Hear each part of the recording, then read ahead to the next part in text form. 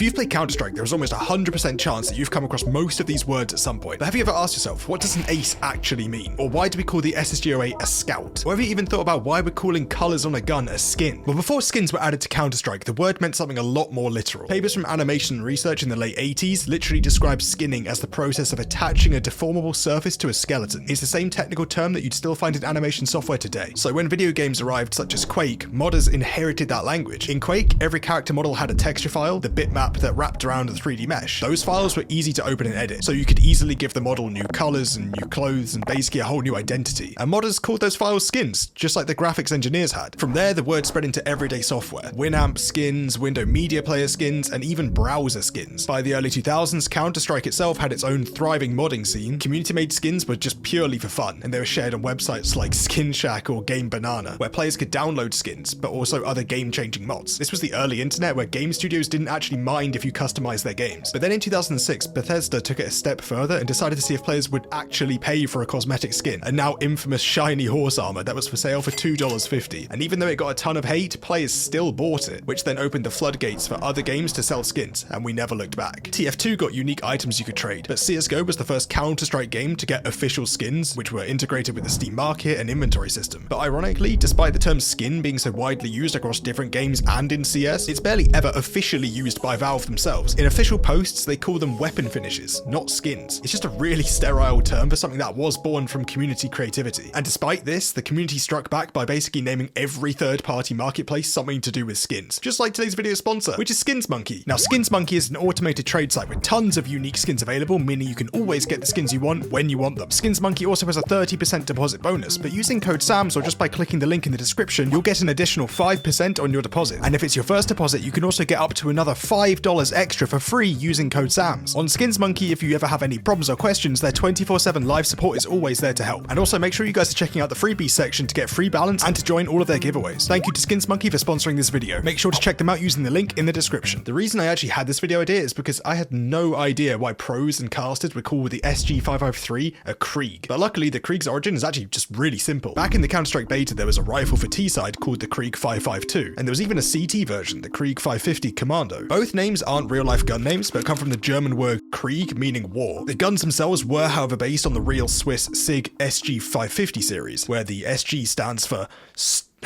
where SG actually stands for Sturmgewehr. I can't say the fuck. Where SG actually stands for Sturmgewehr, which is German for assault rifle. The KRIEG appeared in every major version of Counter-Strike up until CSGO, where it was replaced with the SG-553. But since the two guns were almost identical, both scoped rifles based on the same family of weapons, players just kept calling it the KRIEG. But yet the name KRIEG for the SG-553 hasn't actually ever been officially recognized in CSGO or CS2. While KRIEG is mainly said by older players, saying Scout is used way more in CS2 today. Back in the Counter-Strike beta, there was a lightweight sniper rifle called the Schmidt Scout, a fictional name, but based directly on the Steyr Scout, a compact Austrian bolt-action rifle. The Schmidt Scout first appeared in 1999, and it went on to show up in every major version of Counter-Strike. And then with CSGO releasing in 2012, the old Schmidt Scout was just replaced by a new model, the SSG-08. And because the gun was practically exactly the same, players from Source and 1.6 just kept calling it the Scout in CSGO. And even Valve eventually leaned into it. With Operation Hydra in 2017, they released the game mode Flying Scoutsman. From what I can see, this is the only time that Valve have ever actually called it a Scout officially since CSGO came out. So unlike the KRIEG, Valve have actually given this term some credibility. Wait, what was that? How is he going so fast? There's got to be a cheat. Well, that's called B-hopping. But long before B-hopping existed, players were already finding ways to break movement physics in games. For example, in GoldenEye and Doom, players figured out that using Pythagoras' theorem, you could go faster by holding two keys at once because of a bug in the game code that calculated your velocity vector. This was just a poor math oversight from the game developers, but it continued being used in games for a long time. But in GoldenEye and Doom, there wasn't a jump button, so B-Hop's story really starts with the release of Quake and the Quake game engine. There were two main problems with Quake's engine that led us to the B-Hop. Problem 1, Quake lets you gain extra speed in the air by strafing. The engine just keeps adding velocity, and it's boosted even further by that diagonal movement bug like we saw in GoldenEye and Doom. But that velocity just resets once you touch the ground, again due to friction. What makes a B-Hop different from just a strafe is the continuation and increase of that velocity, leading us to problem 2. The only moment that Quake applies friction is at the start of the frame when your feet touch the ground. But if you manage to jump before that code executes, the code doesn't change the player from air state to ground state. It just still thinks you're airborne, so no friction is applied and you can continue to gain speed. So if you can execute these jumps in a row, the speed increase is just exponential. And in Quake, it wasn't that hard to hit these jumps back to back. And as you can imagine, this technique became widely used to increase speedrunning times and in PvP. So players needed a term for it, and most used the term strafe jumping, and that was it. But I think I actually managed to find the moment when strafe jumping first got called bunny hopping. In this web archive from 1999, I found a series of comments from id Software's lead programmer John Carmack. He comments on how despite players practicing it, strafe jumping is still a bug, and that he was worried that trying to remove it would actually impact the way normal walking worked. But most importantly, he points out that the game was designed for players to be badasses with big guns, and says, I'm just gonna get cancelled. Arnold Schwarzenegger and Sigourney Weaver don't get down a hallway by hopping like a bunny rabbit. John further commented, this is a personal preference, but when I play online, I enjoy more when people are running around dodging rather than hopping. So from this 1999 extract, we see the terms bunny and hopping used in 2 sentences. And then I came across another entry from a few months later where John says he removed triple bunny hop protection due to it being too arbitrary. I asked John about the word and he remembered strafe jumping, but didn't remember the term bunny hopping or bee hopping. But this is pretty understandable. These updates were posted almost 26 years ago, so I'll give him the benefit of the doubt. Even though he doesn't remember coining it, our proof is still basically as definitive as it can get. Now, the reason we say it in CS is because Valve actually paid for a license to use Quake's engine for Half-Life, but they made so many modifications that Gabe Newell said it basically didn't use anything. They called it Gold Source, and essentially every Counter-Strike game that Valve has released has made bee-hopping harder, but it was still possible. But despite this, Valve actually honored this bug in CSGO, releasing a hop graffiti in 2019 and a bee-hop sticker in 2022. Bee-hopping is a bug, and to many early players it felt like you were cheating the system, just like this guy from 2006 who called them noobs. But what actually is a noob? Noob itself doesn't relate to Counter-Strike, but it's pretty important to have on this list because of its significance. Noob is probably the most universal insult in gaming, but before gaming even existed, the word newbie was already being used in English to mean like a newcomer, basically a combination of newie and new boy. Newbie became standard slang for beginners online, on forums, bulletin boards, Usenet, all of that. But as these communities grew, people needed a way to separate innocent beginners from the people who were clueless or just annoying or just refused to learn. That's where this split happened. Newbie or noob meant someone who was new but trying, and noob meant someone who should know better but just doesn't care. And that spelling shift wasn't random. It comes from leet speak, the hacker-inspired culture of replacing letters with numbers. So noob became noob and eventually noob. This was around the early 1990s, long before mainstream online gaming. By the mid-2000s, noob had become so common that games started using it officially. Tutorials warned players not to act like noobs, and eventually it was added to the dictionary, which solidified it as an actual word. Now, what makes a noob can be determined by a lot of factors, but it's pretty widely used against players who you just don't think are good enough to be in your ELO. But what does ELO actually stand for? It's not hard to believe that people think it's an acronym, maybe evaluation level overview or expected loss outcome, but it's actually so much simpler. ELO comes from the surname of Arpad Elo, who was a Hungarian-American physics professor and a strong chess player, and he solved a simple problem. How do you measure skill fairly? In 1960, he introduced a rating system based on prediction. Your rating says how likely you are to beat someone, and after each match, it adjusts depending on whether the result was expected or an upset. It was clean and statistical, and quickly was adopted into chess worldwide. Then in 1995, Mark Glickman added some more changes to ELO's algorithm, and in 1999, he came back and improved it again by adding another concept of volatility, which means that if sometimes you beat higher ratings and sometimes lose to lower, your volatility increases, meaning the algorithm will let your ratings swing more. This upgraded system is called Glyco 2, and it's the basis of essentially every matchmaking algorithm used today. Glyco's ranking algorithm by default doesn't take into account team-based competitive scenarios, such as in CS2, so adjustments to the algorithm had to be made to take into consideration the map, teammates' ratings, opponents' ratings, your round impact, consistency, and a whole host of other variables that Valve have not publicly released, which is probably for the best so people don't exploit the system and get super high elo. Oh my god! Even though the word elo is used across multiple other games, even on Faceit and other third-party matchmaking platforms, Valve themselves have only ever used it right at the start of the CSGO beta. So it's just the community and platforms that use the word elo, because it's just so easy to say. No one wants to ask them what their Glyco 2 rating is. And in CS, some of the most skilled players are those who practice KZ. Most players think that KZ is just a map prefix, and they're right, but the story behind it is actually really wholesome. KZ comes from the name Creeds, the online alias of Patrick Wright, a Canadian mapmaker who, in the early 2000s, created a brand new way to play CS, which involved jumping, climbing, and speedrunning maps instead of just shooting people. He released maps with the prefix KZ, like KZ Haunted House, which was his first movement map, which was actually based on his childhood home, and that map created a community that instantly latched onto those letters. At first, KZ literally just meant a map made by Creeds, but players started using it as the shorthand for the entire style of movement. Long jumps, bunny hops, crouch strafes, basically everything that made Counter-Strike movement an actual art form instead of just getting from A to B. Websites like Creeds.com and later Extreme Jumps became the main community hubs. Those two letters became the identity of the entire subculture. But with popularity does come drama. By 2005, the community had its first cheating scandals. Some sites even kept public Hall of Shame lists for caught KZ cheaters, and debates broke out over physics settings, things like SV air accelerate and FPS limits, because tiny differences could invalidate an entire world record. But the mid-2000s are often called the golden age of 1.6 KZ, with legendary maps like KZ Giant Bean, which does seem to have been the first KZ map to feature a timer, which further encouraged players to try to set records. And then the game started changing from CS Source to Go into CS2. The word KZ never changed with it. A game studio even made their own standalone KZ game, but unfortunately it never really took off, and Half-Life 2 got its own KZ mod, but it also just never got as big as KZ in Counter-Strike. So the next time someone says I'm grinding KZ, it doesn't mean Kazakhstan, it's the legacy of a mapper named KRIEG. But on the subject of countries, our next term, FRAG, takes us back to Vietnam. FRAG has a pretty surreal journey before it ends up in our daily Counter-Strike vocabulary. Throughout recorded wars, you can find scattered examples of the same thing: deliberate friendly fire, soldiers who turned on their own officers, usually when those officers were sending them into pointless danger. US soldiers were issued the M26 and later M33 fragmentation grenade, universally called frags. These frags had a dark advantage. They left no fingerprints and there was no traceable trajectory. If you just rolled one into your lieutenant's tent at night, no one could prove who did it. So among US troops, a new piece of slang appeared: to frag someone, which meant to kill or attempt to kill your own superior using a fragmentation grenade. For example, in 1970 alone, they recorded 209 fragging incidents, and by 1971, the term had spread so widely that Senator Mike Mansfield used fragging on the Senate floor, and at that moment, the word officially jumped from just slang into everyday American vocabulary. But the question is, how did this word leap from the Vietnam War into CS? When Doom launched in 1993, John Romero, a game developer at id Software, wanted to create a clear distinction between killing monsters and killing other players, so they came together to come up with a term for this. Hey guys, for each kill and deathmatch, we need a word for it that's not kill. Kevin said, well, maybe we could use the word frag. That sounds like a cool word, but what does it mean, I asked. In the Vietnam War, if a sergeant told his fire team to do something horrifically dangerous, instead of agreeing to do it, they would throw a fragmentation grenade at the sergeant and call it friendly fire. The explanation was someone fragged the sarge. So in deathmatch, we're all fragging each other. Exactly. I actually bought the book and found that quote in here, so like please subscribe because this cost like £14 and it just like falls apart.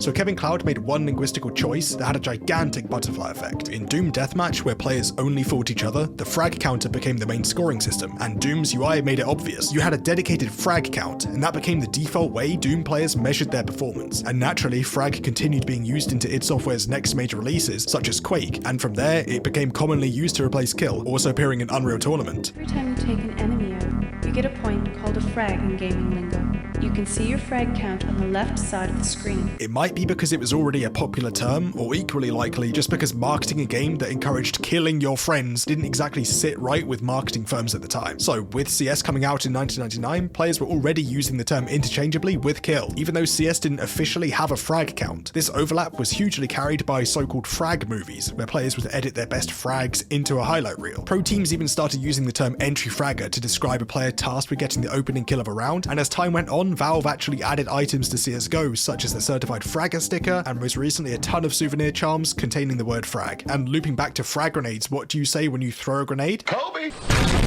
You've probably heard that sound effect before in gaming videos and MLG montages, but what people probably don't know is that that sound actually came from a Dave Chappelle show sketch back in 2004. Kobe! This sound effect is very likely the reason we say Kobe in CS when throwing a grenade. It wasn't just because Kobe was an accurate and great player, shooting threes and all that. This clip, and more importantly the sound effect, spread across almost every corner of gaming, and also in real life, with people saying Kobe when literally throwing or dunking anything. Kobe! And this was further carried by edits and compilations of Kobe's from pro games. Yard area, quick nade in there to finish off another one. Kobe! So much so that Kobe officially got added to Counter-Strike in 2020 with the release of retakes. One of the loadouts was literally named Kobe and aptly contained a HE grenade. But Kobe also does appear with the souvenir highlight charms, 3 of which contain the word Kobe and showcase grenade damage and kills. And luckily, kids these days are continuing Kobe's legacy. What do you say when you throw the trash in the basket? Like, do you say an NBA player's name? I say Kobe. Yes, it's still Kobe. But there is a legacy that one player probably wishes people would forget, and that's the 1G. 1G's history is easy, it just comes from Summit 1G.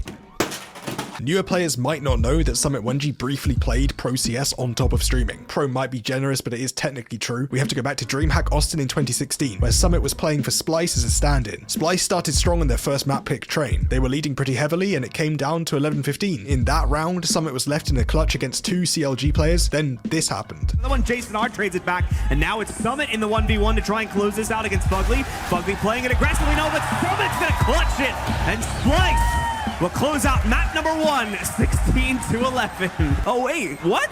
Okay then. No, what happened? Oh no, Summit! No! Oh, that is heartbreaking. Oh, Summit.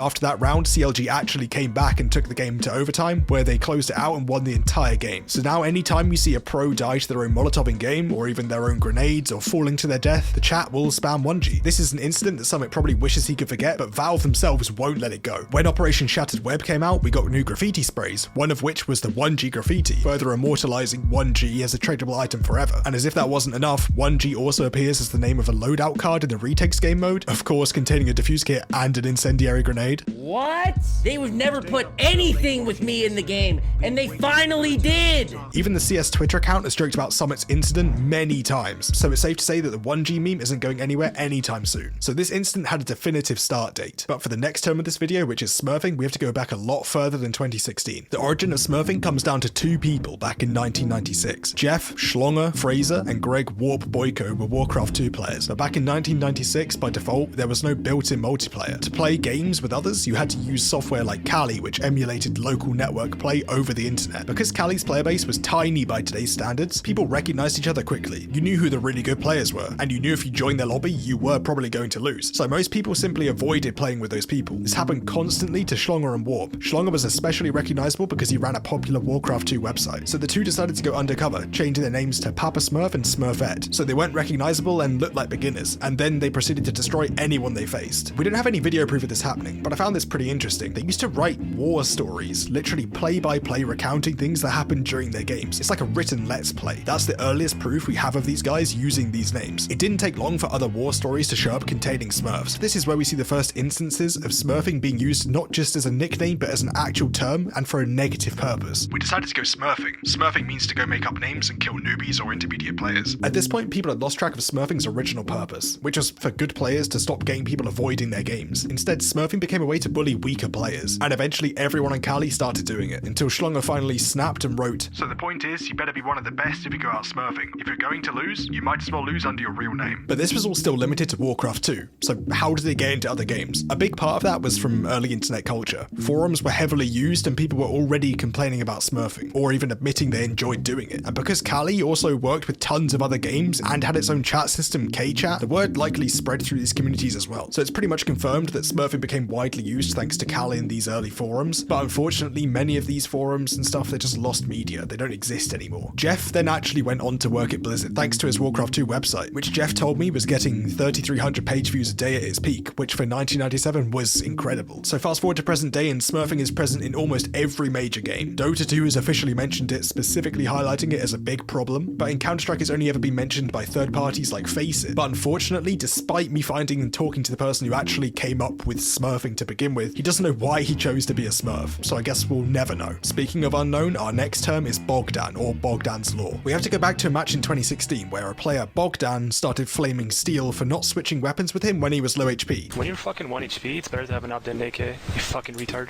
Steel, you're a fucking dumb fuck for not giving me the op. You're right, dude. You're right. More specifically, switching from an AWP to an AK. You've probably already seen this because of Steel's reaction and the memes that came out of it. You see, Guardia dropped it to simple. First of all, he dropped it to simple, not Bogdan! Bogdan's Law, or Bogdan, became subject of debate between players, some agreeing that it's worth dropping the AWP to the player with low HP, and some others saying it's stupid and doesn't really matter. But since this incident happened, the term has been used frequently by casters, and the actual action of swapping weapons happens all the time now in pro play, and eventually even with Steel himself. Yeah, I'm gonna flash first? Yeah. What?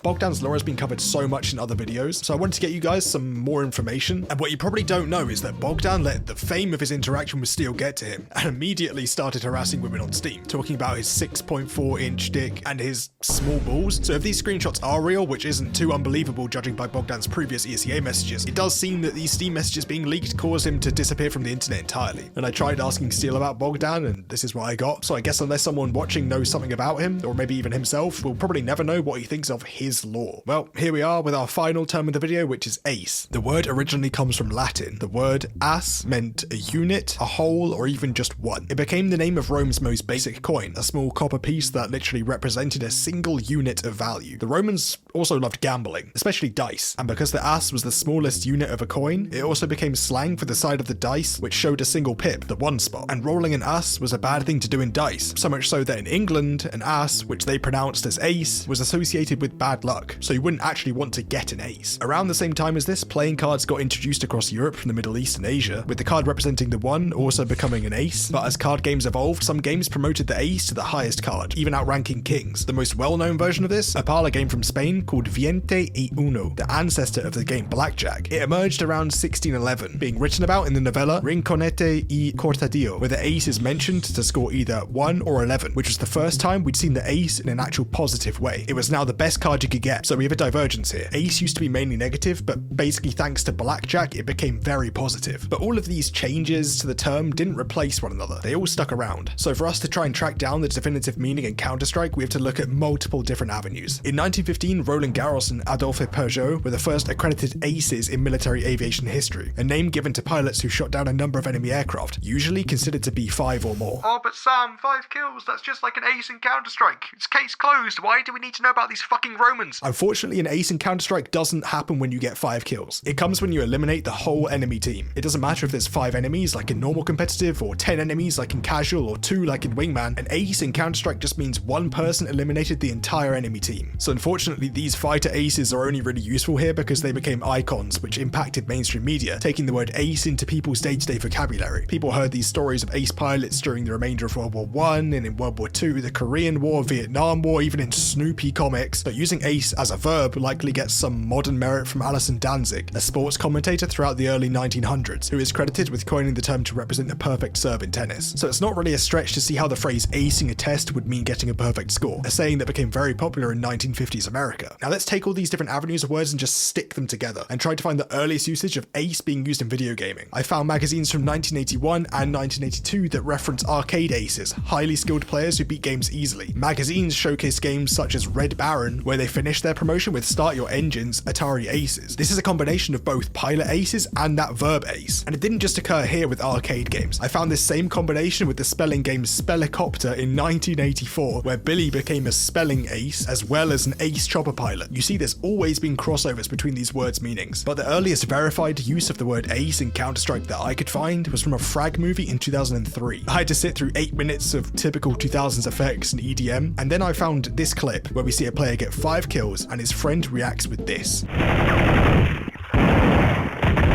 Wow. Ace.